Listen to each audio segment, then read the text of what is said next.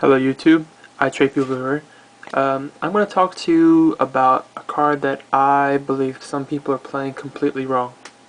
This card's Gold Sarcophagus. So let me give you an analogy.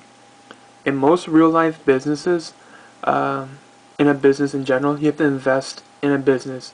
So you're minusing yourself in order to gain something later on. So in this scenario, you activating Gold Sarcophagus, you guarantee yourself that you're going to minus. Guarantee. But in 2 turns, what you regain in profit should be more than what you put out in the beginning. So for that -1, you're going to hope to get more than just a +1 later on, if you understand what I mean.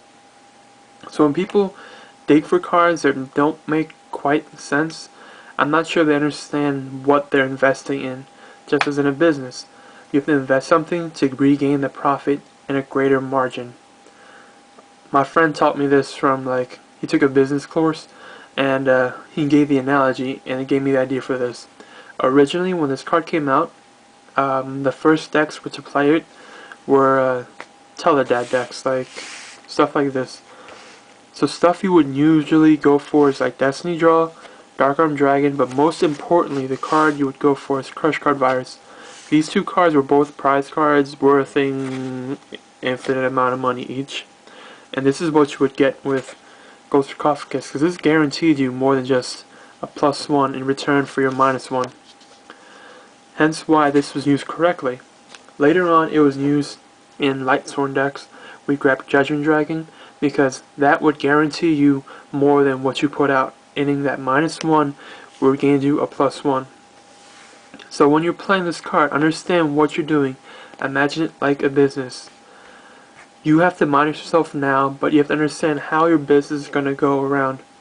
If it's going to crash and burn within those 2 turns, it might not be the right deck to play this card in.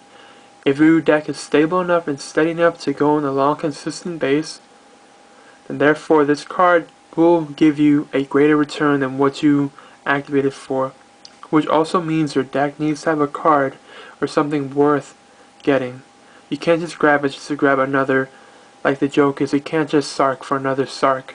It doesn't work that way. You have to have something that will give you a greater return for what you're putting out.